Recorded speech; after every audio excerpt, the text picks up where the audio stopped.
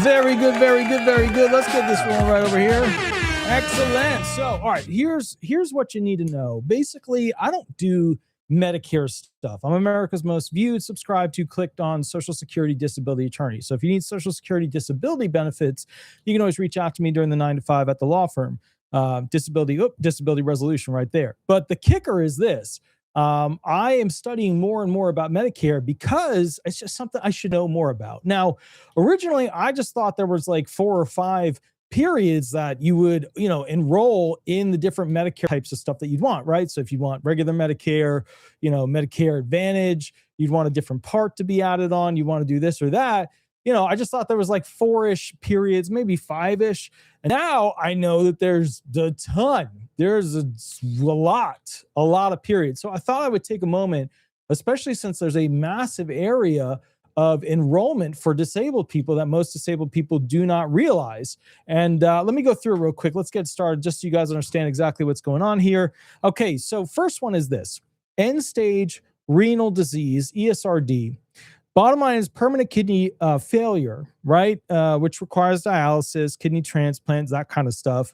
What happens is that will automatically get somebody basically in the position where they can go ahead and enroll in and have essentially will qualify them for Medicare. Doesn't matter how old they are, doesn't matter their situation, doesn't matter if they have SSDI benefits yet. And that's the weird thing about it. ESRD, end-stage renal disease, is an automatic, you are approved for Medicare. So there's this ESRD, end-stage renal disease, you got kidney problems, and kidney transplant, dialysis, stuff like that, that will automatically make you eligible for Medicare. So that's one of the things I just want to make sure you knew. Also, amyotrophic lateral sclerosis, ALS, Lou Gehrig's disease, same gig. Basically, neurodegenerative disease, right? Affects you and your ability to move and talk and use your arms and legs, etc.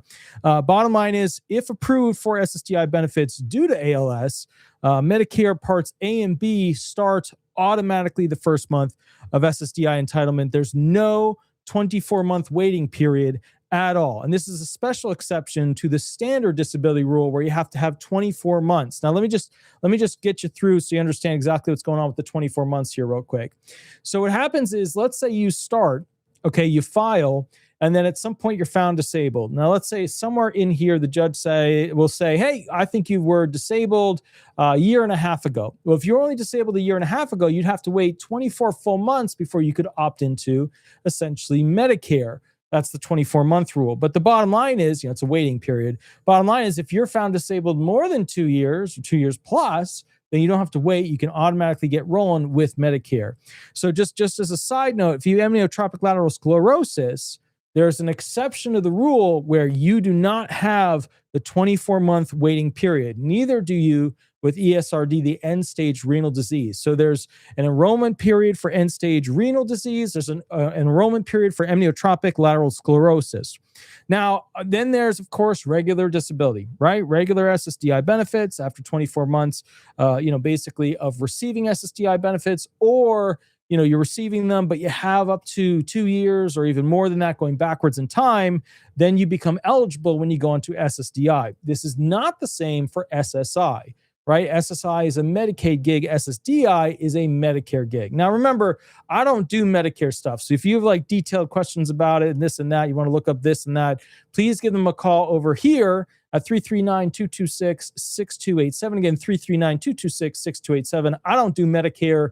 It's not my thing. I do disability law, but it's obviously, I need to learn more about Medicare because I knew the basics. Now I really need to up my game because I've kind of reached the little corners of traditional disability law, and I need to kind of get out there and just try and learn all the other stuff that's our attachment programs as well at a very deep level. So now with that said, so we've covered essentially 3 so far. Oh, there's Diana. Thank you for the $2 donation. That's absolutely awesome. We put a big heart there. Very cool, very cool. So we've gone over so far end-stage renal disease enrollment period, okay, amyotrophic lateral sclerosis enrollment period, and SSDI benefit approval enrollment period, okay? So we've covered those enrollment periods so far. That's just 3 of them, okay? All right, now we're going to get to some of the additional ones. So basically, and remember, if you get, if you go on SSDI, it's pretty much an automatic triggering effect. You have to fill out some forms, talk to the SSA as part of the pre-effectuation period. But when you go on to SSDI, it's a, for the most part, automatic enrollment into Medicare. There's still things they have to get. It's not automatic, but they roll you into it pretty quickly. Okay. Now remember too, certain types of compassionate allowance listings, what we call CALs, can speed up the process for you to be found disabled. Now, remember, sometimes some impairments, you can't get Medicare immediately, and sometimes you can. And then there's little quasi caveats which allow you to get on to Medicare, even though you don't fall within the traditional automatic approval 24-month period, stuff like that. Okay. Now, the next one, everybody knows this one. You turn age 65 or you're older, and then you can qualify, depending on, basically, 65. And, bottom line is, whether you've paid in enough of your, quarters of coverage, Medicare taxes for the 40 quarters of coverage, 10 years, or you could have spread it out more too. But the bottom line is you become entitled at 65 or older for the Part A hospital insurance and the Part B medical insurance. And then, of course, you got your monthly premium, which is adjusted based off of any particular income you might have. And remember the Part B, the monthly premium, it's an optional gig, but most people go into that. Although a lot of people go into the Medicare Advantage too. That's the other side of it. That's the other gig. Now, the other thing too is that, when you are essentially trying to go ahead and do a traditional, get onto this or that or whatever, there are some additional periods as well. All right, let's talk about initial enrollment period. So the way it is 3 months before your 65th birthday month, you basically have either a disability or ESRD or the birthday eligibility option. You can, sign up, go on to it. You get Part A, Part B, stuff like that. You can also look into Medicare Advantage, Part C, Part D drug plan, all that jazz. But the initial enrollment period is all based on that 65th birthday. But then, of course, there's the additionals, are you disabled? Do you have one of these special particular impairments, Lou Gehrig's disease, etc. Right? So that's the first one. Then you get over to the next one, which is the general enrollment period. Okay. So the general enrollment period is usually basically from January 1st through March 31st each year. Okay. And so what happens is that's where people can sign up for Part A or B, or, if you missed the IEP and no SEP, qualifier issues, then you can go ahead and do those. But the bottom line is it's usually January 1st to March 31st of the general enrollment period known as the GEP. Okay. Bottom line is first day of the month after you sign up, February starts March, and then you kind of roll through it. But the whole point of it is the general period. That's the one most people know. That's the one most people interact with. Okay. Then you have also, for example, the special enrollment period, right? So that's based off of an event. So, okay. So, how like the disability ones, Lou Gehrig's disease, right? ALS, those are an event. You have a thing, you have an impairment. Those are an event. So special enrollment period is, an event where basically, let's say, you join a job situation, switch a job situation, get fired from something, or have to, something happens. There's an event that changes, a triggering life event. So let's say there's, losing, a credible employer coverage, things like that. But there are all these little things that will allow you to go ahead and sign up outside of the general enrollment period. And so there's that special enrollment period. It's basically usually around 8 months for group health employee coverage loss after age 65, 2 to 3 months or immediate for others. But bottom line is that something has to happen. There has to be an event that triggers you to basically have to go ahead and gain or switch something related to your Medicare. And that's kind of the whole gig there. It's just got to be something that has to happen. Maybe you're moving, maybe there was a disaster. So you basically get to wiggle in and do the thing of the general, except at a different time because there was a catastrophic event that occurred. And I mean, catastrophic could mean, losing coverage with one job, yada, yada, something like that. Then you have the annual enrollment period. That's where everybody kind of rushes, October 15th to December 7th. 2026, same gig. It's going to be October 15th to December 7th. Similar to basically, well, we're assuming at this point, similar to what 2025 was. That's where you get to join, you get to switch, you get to drop Medicare Advantage plans, join, switch, drop standalone Part Ds. You can switch between original Medicare and Medicare Advantage. You can choose whether or not you want Part D, stuff like that. And that's kind of the whole idea there. Real quick, Charlie55, thank you for the $9.99 donation. That's awesome. Very, very good. Little law right there. Very nice. So next thing you have to kind of consider is basically when you look at this, you've got also the Medicare Advantage open enrollment period for the MAOEP. That's January 1st to March 31st each year, which we kind of talked about a little bit. That's Medicare Advantage. Switch to another Medicare Advantage plan with or without drug coverage. You can drop it if you want. Go back to the original system as well. And these are all of basically the different enrollment types. And then you've got one last one, which is the Medigap, Medicare supplement option, open to enrollment period. You got 6 month starts. The first day of the month, you turn 65 and enroll in Part B. So, all right, let me go ahead and do this. I want to go through all of them real quick just to summarize, because I know there's a lot of them. First one on the batch, these are kind of the ones where it's like, boop, you're in and good. First enrollment period is end-stage renal disease, ESRD. You get that impairment, you need dialysis, kidney transplant, you can get on Medicare. ALS, basically no 24-month wait period, found and approved for SSDI benefits. Boom, you get Medicare. Then you got the regular disability enrollment period, which is where you're found disabled. You have the 24-month waiting period, but that only applies if you don't have any back pay. If you have back pay months where basically you're found disabled going backwards in time, you can also use that as well. Then on top of that, you have basically the age 65 or older. That's where we get into kind of like your general initial enrollment period. The initial enrollment period, you turn 65. You can go 3 months before it and apply for it. Same thing with retirement benefits. You can opt in and submit if you want to get it right at that point, or you could even do that at 62, but you wouldn't be able to get your Medicare at that point. But the bottom line is your initial enrollment period. That's your 65 plus ager. Then you have your general enrollment period. That's your January 1st to March 31st. You can sign up for Parts A, Part B. If you miss the IEP or SEP options, you can always do that. But you can't do Medicare Advantage or Part D as part of the general enrollment period for the GEP. Then you get special enrollment periods. That's the SEP. That's where something happens in your life, a triggered life event, losing credible employer coverage. A move occurs, something pushes you into a particular situation.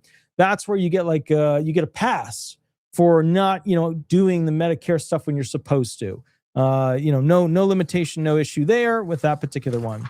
Then you get into the annual enrollment period. That's the one everybody knows about, the October 15th to December 7th. That's where people are swapping them out, modifying, changing them. October 15th to December 7th. A lot of people just remember that one, the annual enrollment period. And then you get the Medicare Advantage open enrollment period, January 1st to March 31st. And that's basically, if you're already in Medicare Advantage, you can switch to another Medicare Advantage plan. So that's, right at the beginning of the year, that's when people swap around with their Medicare Advantage plan.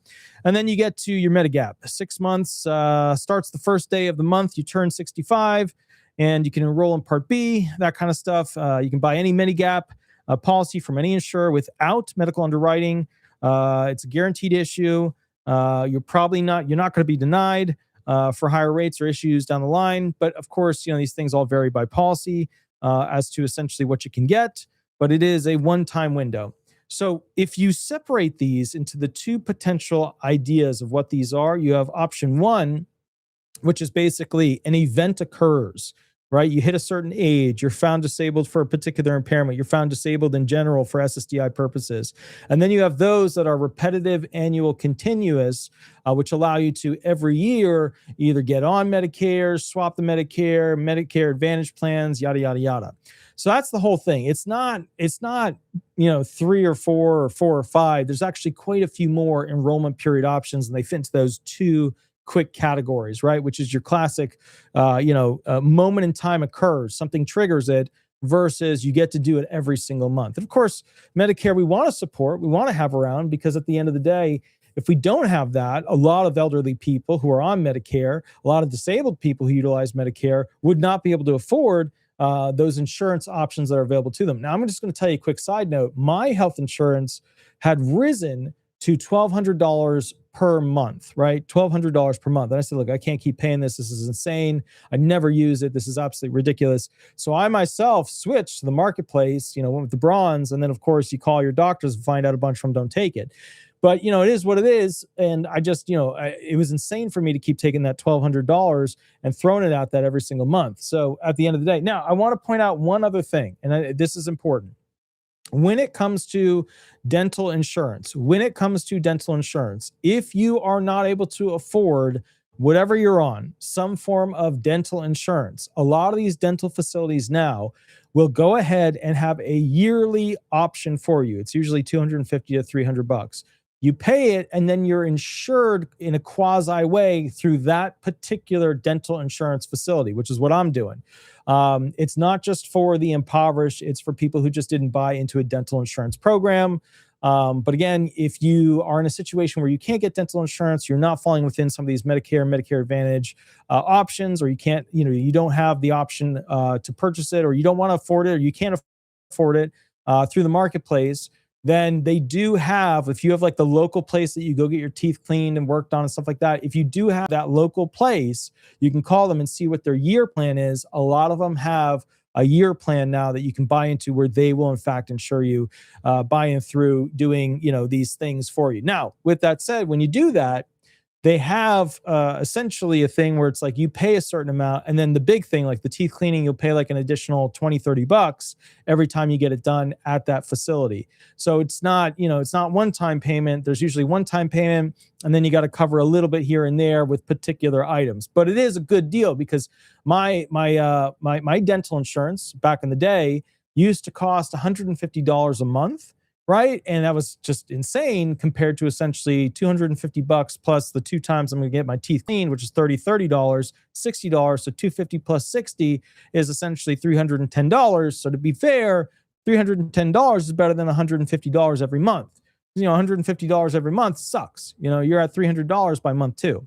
So I just, just to be clear, at the end of the day, there's a lot of options. I, again, don't do Medicare. It's not my thing. Hundreds of people through this channel that called Chapter over here. You can ask them questions, but you can ask them questions at 339-226-6287. But I've only gotten happiness, happy remarks, happy people that use their services. So, if you have any questions beyond, obviously this is a quick video, you can go ahead and give them a call. Now, with that said, I am going to be going live next to answer questions for free, where you get to call in, you call the cell phone, you get to ask me whatever disability questions you want, and I will pick it up and I'll answer it, and I'll rock and roll through it with you, okay? I'll catch you all at the next video in about 5 minutes. We're going to get right to it. Sorry about the wait time with the last thing, but I will be back with you in about 5 minutes. We'll rock and roll from there. Attorney Walter Hnot, thank you so much, and I'll catch up with you soon. All right, see you soon. Attorney Walter Hnot, and next video, 5 minutes. All right, bye-bye, everybody. Bye-bye.